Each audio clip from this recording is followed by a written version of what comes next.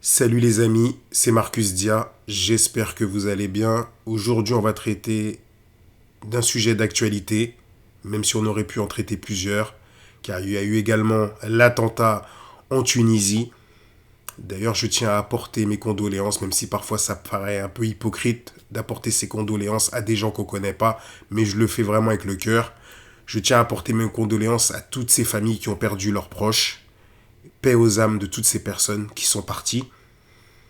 Là, on va repartir sur le sujet de base, qui est la tentative d'assassinat sur Rachid El-Jaï, ainsi que son caméraman, ou il me semble un fidèle de la mosquée qui sortait avec lui de la mosquée, par un détraqué psychologique, ou quelqu'un peut-être drogué par je ne sais qui, du nom de Karl Foyer, qui s'est donné la mort après avoir commis son acte ignoble. Et avant de commencer et de vous donner les explications pourquoi je considère que les médias, la politique française, ainsi que certains youtubeurs qui diffusent des messages de haine à travers les réseaux sociaux, qui ont toujours besoin de réfuter tout le monde, sont impliqués dans ce genre de situation. Mais avant de commencer l'analyse, je tenais déjà à lire le courrier de Foyer Karl, ce jeune homme de 21 ans qui s'est donné la mort après avoir commis ça. Je ne vais pas rentrer dans des thèses de complotistes, mais une fois de plus, on a droit au packaging de base, la carte d'identité, le courrier, un peu comme à chaque fois quand il y a des attentats ou des actes assez étranges en France, on a toujours droit à des cartes d'identité dans des voitures qu'on retrouve. Bref, bon, là, vous connaissez déjà, c'est la base, ceux qui connaissent l'actu. Je ne vais pas rentrer dans des thèses complotistes, mais on a droit au packaging de base. Allez, on va lire le courrier. Bon, on va essayer de décrypter ce courrier, parce que ça ne va pas être facile. Avant de commencer la lecture, je tiens quand même à préciser que Rachid El-Jaï, grâce à Dieu, s'en sort. Pour l'instant, son pronostic vital n'est pas en danger, ni celui de son ami. Et on remercie Dieu pour ça. Et on lui souhaite un très grand rétablissement et qu'on puisse le revoir au plus vite. Donc là, je vais lire le courrier de ce pseudo-meurtrier, pas ce pseudo-meurtrier, mais ce détraqué, comme j'aime le dire, puisqu'il a laissé un courrier avant de commettre son acte. Donc voici la lecture. Donc, bonjour, je vous envoie ce message pour partager la vie de ma famille et ma vie tout d'abord. Je vais me présenter, je m'appelle Karl Foyer, j'ai 21 ans, je suis né le 16 novembre 97 à Paris 13e, normand d'origine. Je me suis installé à Lyon il y a environ 3 ans. Je suis une personne simple, sans problème, qui a une vie banale. J'ai travaillé dans plusieurs secteurs, la restauration où j'ai été plongeur et commis de cuisine, la livraison, la préparation de commandes. Mon dernier emploi était agent d'entretien. Le jeudi 18 avril vers 23h30, alors que je rentrais chez moi après mon travail, une camionnette noire était garée juste à côté de la place où je me gare d'habitude. Je ne l'avais jamais vue avant. Au moment où j'ai fermé la porte de ma voiture, la porte coulissante de la camionnette s'ouvrit et 3 hommes cagoulés en sont sortis. Ils m'ont forcé à rentrer dans leur camionnette. J'étais terrifié. Une fois à l'intérieur, ils m'ont ébloui avec une torche et m'ont fait asseoir par terre. Après ça, un des hommes a commencé à dire des informations personnelles sur ma vie que moi seul pouvais connaître. Des informations sur ma famille proche que personne ne pouvait connaître. À ce moment-là, j'ai compris que j'avais affaire à des personnes très sérieuses. Après m'avoir fait comprendre qu'ils connaissaient l'adresse et des informations très personnelles sur moi et ma famille, il m'a ordonné d'égorger l'imam de Brest, Rachid El-Jaï, et de lui enfoncer un drapeau français dans l'anus.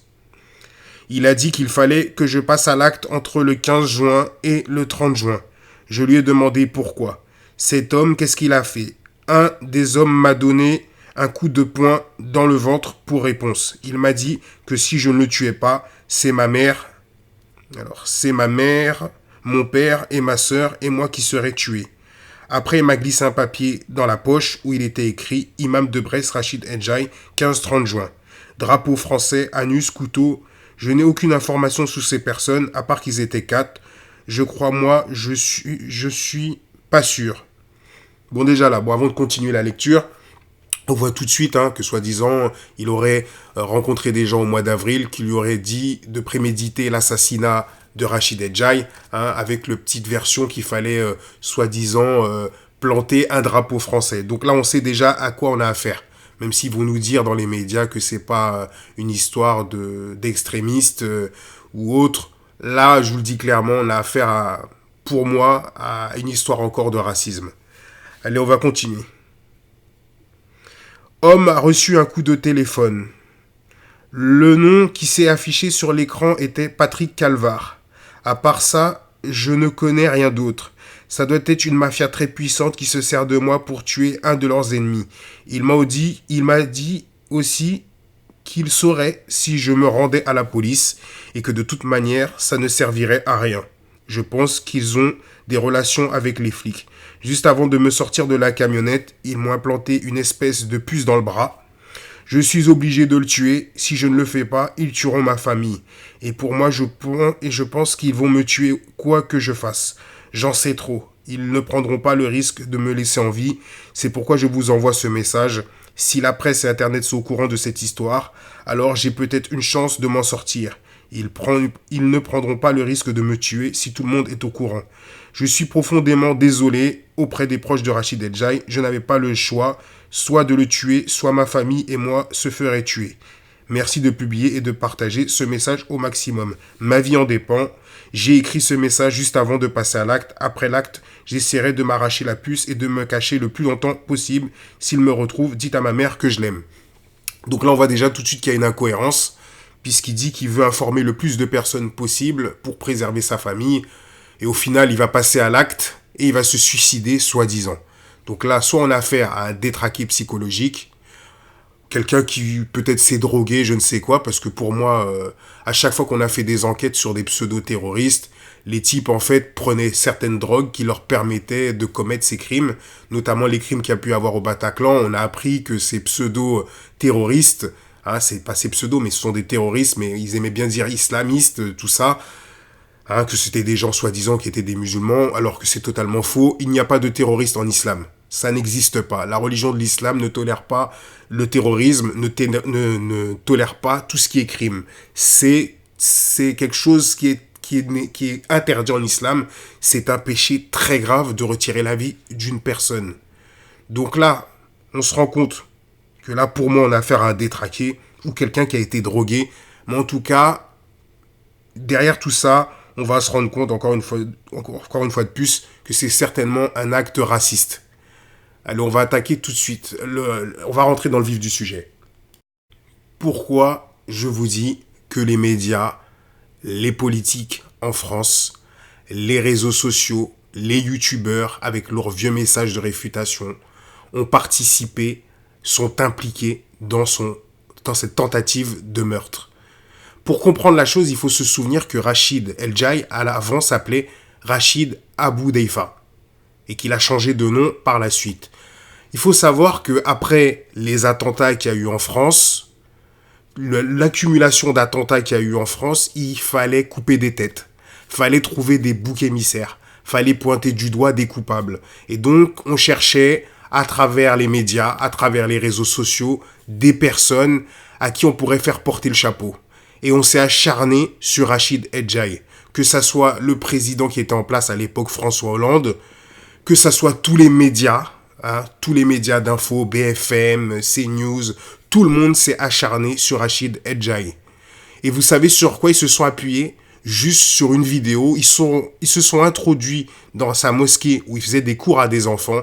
Ils sont venus en caméra cachée. Je vais vous faire voir le passage. Et à partir de ce passage où il parle de la musique et qu'il explique aux enfants que la musique est interdite en islam, on a fait de lui un pseudo-terroriste. Regardez, écoutez.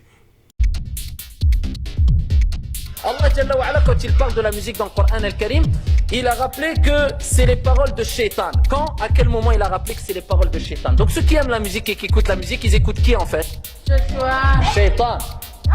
Ils écoutent le diable. Il y a des gens, parce qu'ils ont tellement désobéi à Allah, ils ont tellement écouté la voix de Shaitan. Qu'est-ce qu'a dit le prophète sur ces gens-là et ces catégories de gens-là? Eh bien, il a dit, ils seront engloutis par la terre. Et ils seront transformés en singes et en porcs. Donc c'est ça, c'est un risque. Il peut être englouti par la terre. Deuxième des choses, Allah va les transformer. Il y a certains qu'Allah va transformer en singes et en porcs. Ceux qui aiment la musique, c'est ceux qui aimeraient bien quelque part être transformés en singes et en porcs. On est d'accord? Donc, juste avec ce passage, où ils l'ont filmé en caméra cachée, ils ont décidé de faire de lui un recruteur djihadiste. Clairement. Donc là, on a eu affaire à une diabolisation de sa personne. De l'autre côté, il recevait des réfutations, des messages de youtubeurs qui le réfutaient pour sa pratique religieuse, ne trouvant pas sa pratique assez rigoureuse. Il a eu droit à énormément de critiques, donc certaines réfutations d'imams.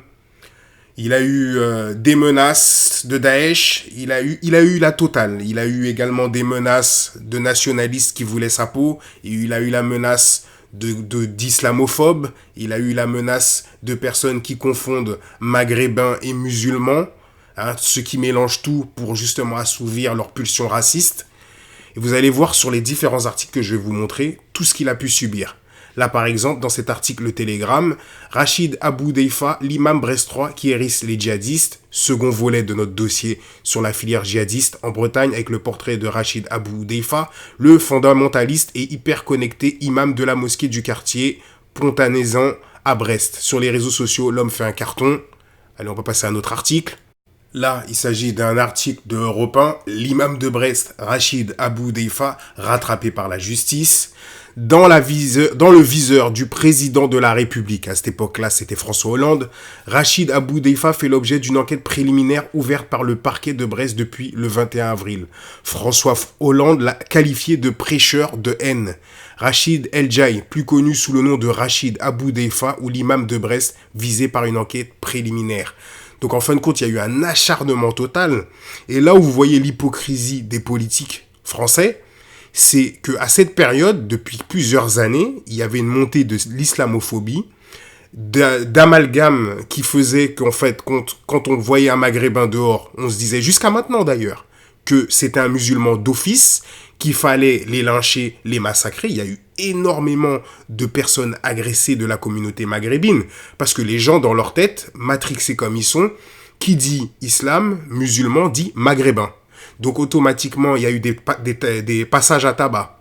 Il y a eu énormément d'actes de violence, d'islamophobie, mais à aucun moment, le gouvernement français s'est mis du côté des victimes, des opprimés, plutôt que de les préserver, de les protéger par rapport à la montée de l'islamophobie et de la xénophobie. On s'acharnait sur des gens. On essayait de trouver des boucs émissaires, comme je vous l'ai dit tout à l'heure, et Rachid El Djaï était le bon client. Donc, on va continuer. Ici, on a un article de BFM. Daesh appelle au meurtre de Rachid Abou Deifa, imam de Brest. Donc, en fin de compte, pendant plusieurs semaines, plusieurs mois, on entendait parler que de Rachid Abou Deifa, Rachid El Djaï. Rachid El Djaï, ceci, appel au meurtre. Donc, psychologiquement, dans la tête. Que ça soit ses ennemis qui voulaient le tuer, et les autres qui voulaient sa peau, au final, qu'est-ce qu'on entendait juste?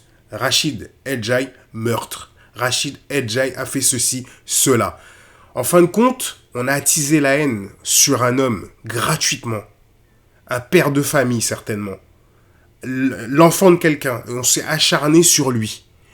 Et quand je vous dis que même certains youtubeurs qui s'amusaient à le réfuter, à mettre des messages sur YouTube pour le réfuter sur sa pratique religieuse, qu'elle laissait à désirer, on n'était pas d'accord. Mais est-ce que ça a à voir avec l'islam?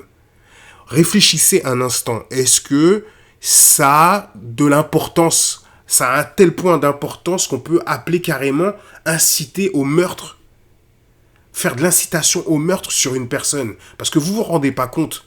Mais toutes ces personnes qui ont besoin de prêcher la haine, de critiquer dans des vidéos, sur YouTube, de toujours attiser la haine, de mépriser, de critiquer, d'avoir toujours besoin de dénoncer. Vous vous rendez pas compte qu'en fin de compte, vous incitez à la haine. Vous provoquez de la haine et de la violence.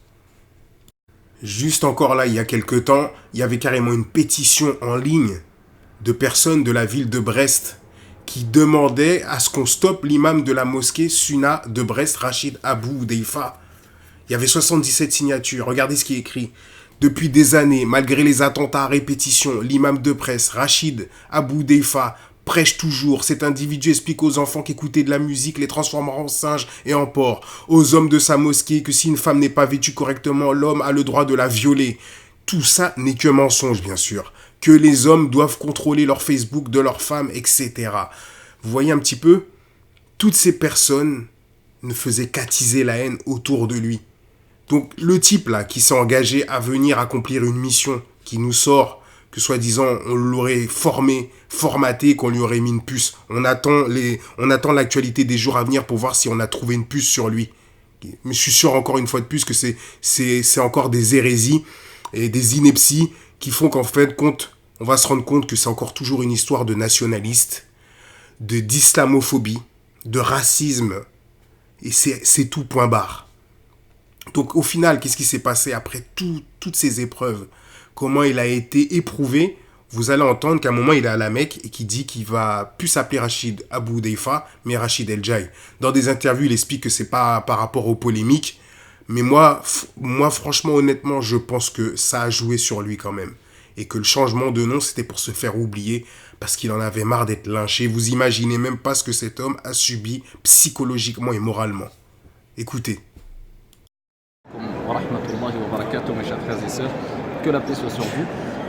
Juste un petit message bref et concis afin de vous informer que dorénavant, j'utiliserai plus mon surnom qui est Rachid Abou Hudayfa, mais bien mon nom qui est Rachid El Jai.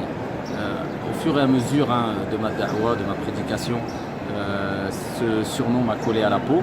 Je ne le rejette pas du tout, mais à plusieurs reprises j'ai voulu prendre mon nom et je ne l'ai pas fait pour plusieurs raisons. Et aujourd'hui, je veux simplement vous informer que mon nom de référence sera Rachid El Jai et non Rachid Abou Hudayfa.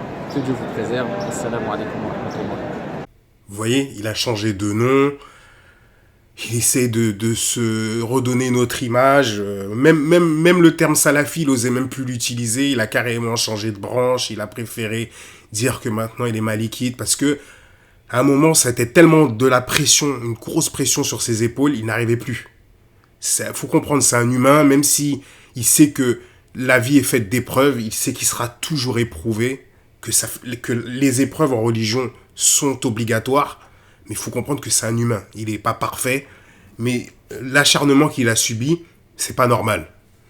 Et comme je vous le dis, plutôt que d'avoir pris la défense de la communauté musulmane, les politiciens en France s'amusent à combattre l'islam, sont même à la limite de l'islamophobie avec certaines réformes sur le voile, etc. Des choses qu'on ne voit pas dans d'autres pays. Les gens s'en rendent pas compte, mais toutes ces dernières années, les musulmans subissent énormément en France. Sans compter, comme je vous l'ai dit, l'amalgame de certaines personnes qui affilient l'islam à maghrébins, et forcément, vous avez également une augmentation du racisme contre les maghrébins. Et c'est ce qui se passe aujourd'hui en France en 2019. D'ailleurs, je remercie le frère Munketa parce que j'étais sur sa chaîne tout à l'heure et je commentais. Lui-même expliquait que tous ces discours de haine, de prêche de certains youtubeurs créent la division. Ça suffit. Et comme je l'avais déjà dit dans une vidéo, pareil pour tous ces youtubeurs qui s'affilient à l'islam dans leurs vidéos alors qu'ils débitent des grossièretés comme pas possible. Et qui disent des grossièretés, qui critiquent des gens, qui menacent des gens, et qui se disent toujours musulmans, qui débutent leurs vidéos en passant le salam, en ayant besoin de dire qu'ils sont musulmans. Je vous le dis encore une fois de plus, pour vous prétendre musulmans, parler d'islam dans vos vidéos, les grossièretés n'ont pas lieu d'être. Arrêtez de toujours mettre l'islam à toutes les sauces, je le répète encore une fois de plus. Arrêtez parce que vous créez la division, vous créez la haine, Vous donnez une mauvaise image des musulmans. Un musulman est une personne exceptionnelle. Quelqu'un qui a un comportement irréprochable. Comme je vous l'ai déjà dit, vous ne pouvez pas porter une camis, une djellaba avec une barbe et aller par exemple commettre des crimes. Comme vous ne pouvez pas sortir une sœur voilée et commettre des crimes. Vous devez avoir un comportement irréprochable. Arrêtez de toujours mettre cette casquette, ce costume d'islam sur vos épaules. Arrêtez de toujours jouer les musulmans alors que vous n'avez pas de comportement irréprochable. À critiquer tout le monde dans les vidéos. À critiquer tout le monde, tout ce qu'ils font. S'attaquer à des frères musulmans qui sont dans l'erreur. Les réfuter à chaque fois. Vous ne faites qu'inciter la haine. Ça suffit. Sur ce, je vous dis, il faut vraiment que les choses s'arrangent. Revoyez votre cœur. Essayez de nettoyer un peu vos cœurs, de purifier vos cœurs. Vous savez très bien que c'est pas un comportement normal. Déjà, même critiquer quelqu'un sans cesse, c'est pas un comportement normal. Avoir la critique facile, c'est que le cœur, il est imprégné de saleté. Il est sombre. Vous pouvez pas vous amuser à critiquer des gens à tout va à chaque fois. Les gens ne sont pas parfaits, ne l'oubliez pas, les gens commettent des péchés, mais ça ne veut pas dire qu'ils sont totalement égarés. Vous pouvez aujourd'hui être guidé dans le droit chemin et les derniers jours de vos vies être les personnes les plus égarées qui existent. Ce sont des leçons de vie, ce sont des enseignements à connaître en islam. Vous ne pouvez pas vous acharner. Laissez les gens tranquilles. Arrêtez avec vos messages de la haine. Ça devient insupportable. Arrêtez de toujours créer la division, de réfuter tout le monde. Concentrez-vous sur votre pratique religieuse, qui vous êtes, pour venir juger les autres. Cessez ce cinéma. Sur ce, les amis, cette analyse est terminée. Je vous souhaite une bonne journée. Ça dépendra de l'heure à laquelle la vidéo va arriver. Une grosse force à vous tous. Je vous dis à très bientôt pour une prochaine analyse. Peace.